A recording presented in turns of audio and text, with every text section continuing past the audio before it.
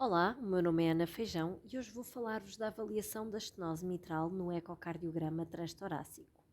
A doença reumática afeta predominantemente a válvula mitral e é quase sempre a causa da estenose mitral. Existem várias apresentações morfológicas consoante a gravidade da estenose e normalmente é algo que identificamos logo no primeiro corte do exame, o parasternal longo eixo. A doença valvular reumática é caracterizada pela fusão comissural que resulta em doming dos folhetos na diástole, ou seja, o folheto fica com este aspecto de joelho fletido quando abre, pois a ponta está presa ao outro folheto, o que não o deixa abrir bem. Esta alteração morfológica é demonstrada também por modo M. Como podemos ver, o folheto anterior tem uma mobilidade retificada ao longo de toda a diástole, enquanto que o folheto posterior é repuxado anteriormente. O processo reumático também afeta a região subvalvular, provocando fusão, encurtamento, fibrose e calcificação das cordas tendinosas. Na estenose mitral reumática, o eco bidimensional permite uma avaliação detalhada da morfologia da válvula mitral. Isto inclui a avaliação da espessura dos folhetos, da mobilidade dos folhetos, o grau de calcificação dos folhetos e do anel mitral e a extensão do envolvimento do aparelho subvalvular. A via parasternal longo eixo mostra o achado típico da estenose mitral reumática, que é o doming do folheto, e a vista de curto eixo demonstra melhor a fusão comissural, permitindo a planimetria da área do orifício mitral. Nestes vídeos podemos perceber que cada estenose mitral tem uma apresentação morfológica diferente. A avaliação ecocardiográfica é muito importante para várias decisões clínicas e cirúrgicas. Por isso, devemos fazer uma avaliação minuciosa e exaustiva. Começamos então por avaliar a válvula morfologicamente. Começamos então pela medição dos folhetos. Os folhetos são considerados finos, se tiverem uma espessura entre 4 a 5 mm, ligeiramente espessados, se tiverem entre 5 a 8 mm, podendo ser ao nível da porção distal ou em todos os segmentos do folheto, ou com espessamento marcado se estes tiverem uma espessura maior do que 8 mm. É importante também avaliar a calcificação dos folhetos, podendo estes estarem sem calcificação, terem pequenos pontos de cálcio, terem a ponta dos folhetos muito calcificada, terem uma calcificação de todos os segmentos dos folhetos ou uma calcificação marcada de quase todo o folheto. E relativamente à calcificação do anel, este pode não ter alterações morfológicas, ou seja, sem calcificação, pode ter calcificação ligeira, pode apresentar-se com alguns pontos de cálcio ou pode ter calcificação importante. A mobilidade dos folhetos também deve ser referida no relatório. Pode dividir-se entre boa mobilidade, mobilidade com alguma restrição da ponta do folheto, folhetos com abertura razoável ou folhetos com restrição da abertura. Por último, a avaliação morfológica deve incluir também a avaliação do aparelho subvalvular mitral, com o mesmo grau de classificação que os folhetos.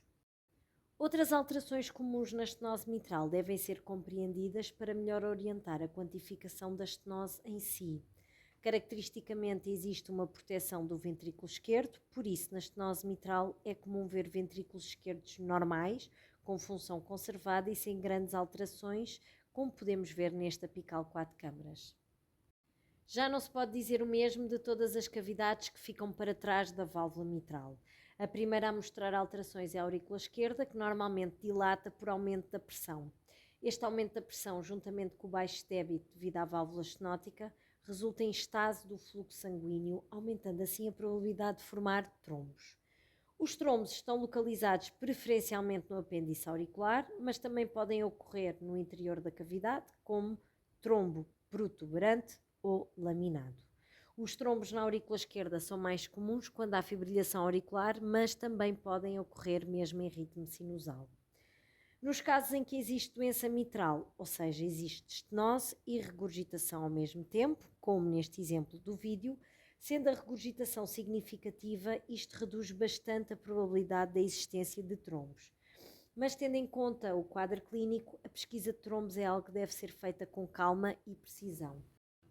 Quando o aumento da pressão na aurícula esquerda é suficientemente elevado para comprometer as pressões pulmonares, as alterações começam a notar-se nas cavidades direitas. Em casos mais avançados de doença, podemos encontrar dilatação do ventrículo e da aurícula direitos, como neste exemplo. Não esquecer de quantificar a função sistólica do ventrículo direito. Sinais de sobrecarga de pressão nas cavidades direitas, como o movimento paradoxal do septo e a forma do ventrículo esquerdo em D, sugerem pressões altas nas cavidades direitas. A sobrecarga de pressão nas cavidades direitas também se expressa pela diminuição da cinética respiratória da veia cava inferior, ou seja, existe uma diminuição do diâmetro durante a inspiração que não chega a 50% do diâmetro expiratório e existe também dilatação do vaso. As pressões pulmonares são calculadas a partir do jato regurgitante tricúspide. Devemos escolher uma incidência com ótimo alinhamento, com regurgitação tricúspide, alinhar o cursor sobre a regurgitação e avaliar por Doppler contínuo. A pressão sistólica da artéria pulmonar é calculada juntando o gradiente máximo da regurgitação tricúspide ao valor da pressão estimada da aurícula direita. E este valor é estimado pela avaliação da dimensão e da cinética respiratória da veia cava inferior. Nestes dois exemplos, gostava de chamar a atenção de que nem sempre é possível ter uma boa definição da curva de Doppler. Nos casos em que não podemos ter a certeza da velocidade máxima, devido ao contorno esbatido da curva, devemos referir no relatório que não foi possível calcular a PSAP devido a essa dificuldade técnica. Para além de todas as informações morfológicas que o ecocardiograma transtorácico permite, a quantificação da estenose em si é das principais conclusões que podemos retirar deste exame. No livro Textbook of Clinical Echocardiography, Otto apresenta nesta tabela os parâmetros a ter em conta na quantificação da estenose mitral. A anatomia da válvula mitral, a deformação da aurícula esquerda e possível existência de trombos, se existe ou não doença mitral, a sobrecarga sobre as cavidades direitas e sobre a rede pulmonar e a função do ventrículo esquerdo são parâmetros a ter em conta quando avaliamos a estenose. Mas para quantificar a sua gravidade devemos apoiar-nos nos seguintes parâmetros. Na área valvular mitral anatómica e funcional, medida em centímetros quadrados ou milímetros quadrados, o tempo de hemipressão ou semipressão, medido em milissegundos, o gradiente médio do fluxo transmitral, medido em milímetros de mercúrio, e a pressão sistólica da artéria pulmonar, calculada em milímetros de mercúrio. De seguida vou resumir a forma de calcular cada parâmetro e começamos pela área valvular mitral, que pode ser calculada pela forma anatómica ou pela forma funcional. Começo por explicar a forma de calcular a área valvular mitral anatómica. Utilizando o método bidimensional, devemos fazer um varrimento do ápex até à base para identificar a área mínima da válvula. Obtemos uma boa imagem, onde o plano do orifício valvular mitral deve ser visualizado claramente, e fazemos a planimetria da borda interna dos folhetos. Cuidados são necessários para evitar artefactos que possam sobreestimar ou subestimar a área. Garantir que o plano correto do orifício valvular seja analisado também é muito importante. Por isso é necessário terem atenção à orientação da imagem, para não haver cortes oblíquos, e as configurações de ganhos bidimensional. Atenção, após comissurotomia da válvula, não deve ser este o método escolhido para calcular a área. A área valvular mitral funcional é calculada através da medição da rampa de desaceleração da onda E do fluxo transmitral. Este fluxo é obtido através da via apical, qualquer uma dos cortes, escolhendo o corte que melhor alinha o fluxo com o cursor. Analisamos o fluxo com Doppler pulsado e fazemos a medição. Atenção que se as velocidades da estenose forem muito altas, temos que utilizar o contínuo caso haja aliasing. Calcular a área valvular mitral através do tempo de semipressão necessita de alguns cuidados, sendo um método menos confiável em casos de ritmo irregular, como a fibrilhação auricular, ou em alterações hemodinâmicas significativas. E também nos casos de ritmo sinusal acelerado, em que a onda A cai em cima da rampa de desaceleração da onda E, não possibilita uma rampa acessível para a medição. Não esquecer que quando existe regurgitação aórtica ou se for um paciente que tenha realizado comissurotomia da válvula mitral, não devemos calcular a área valvular mitral funcional. O cálculo do gradiente médio da válvula mitral pelo ecocardiograma transtorácico é feito também através da análise do fluxo transmitral. Deve ser feito num traçado o contorno da curva diastólica. Todas estas medições assentes na curva de Doppler do fluxo transmitral devem ser feitas sempre com o cuidado de alinhar o fluxo com o feixe, com o cursor, ajustar o ângulo para ter o envelope o mais bem definido possível, um pico claro e o declive da desaceleração linear. Tal como é explicado anteriormente, a pressão sistólica na artéria pulmonar é calculada através da medição do gradiente máximo da regurgitação tricúspide.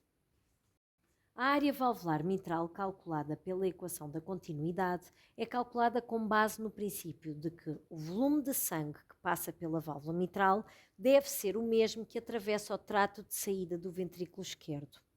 Devemos então calcular o volume sistólico que passa na câmara de saída do ventrículo esquerdo, medindo o diâmetro do levote, ou da câmara de saída, e o VTI do fluxo da câmara de saída. Então, temos o débito, o volume sistólico, da câmara de saída do ventrículo esquerdo. A seguir, calculamos o VTI transmitral. Aplicando a equação da continuidade, sabendo o débito na câmara de saída, sabendo que o débito na câmara de saída é igual ao débito que passa no orifício da estenose mitral, conseguimos então saber a área do orifício. Existem alguns cuidados que devemos ter nestas medições, como termos que nos certificar de que as medidas da câmara de saída são o mais precisas possível. As medições das curvas de velocidades são feitas com base num alinhamento cuidadoso entre o fluxo e o cursor e utilizarmos múltiplos ciclos cardíacos em pacientes com fibrilação auricular. É também importante referir que o teste ergométrico pode ser uma opção na estenose mitral quando os sintomas são mais intensos do que o esperado para o grau de estenose que quantificamos, para avaliarmos a mudança na pressão pulmonar de repouso para o exercício. Então, as pressões pulmonares são calculadas em repouso e imediatamente após o exercício. A aquisição rápida de dados após o exercício é essencial para uma estimativa precisa da mudança máxima do exercício. Então, para concluir, a avaliação da estenose mitral pelo ecocardiograma transtorácico é uma ferramenta essencial que requer a integração de diversos métodos. A precisão das medidas depende de um exame técnico adequado e da análise cuidadosa de cada parâmetro no contexto clínico do paciente. Combinando tecnologia e conhecimento, conseguimos uma avaliação detalhada e confiável que orienta decisões clínicas e melhora sem dúvida os cuidados oferecidos aos pacientes. Obrigada por terem assistido e espero que este vídeo tenha sido útil.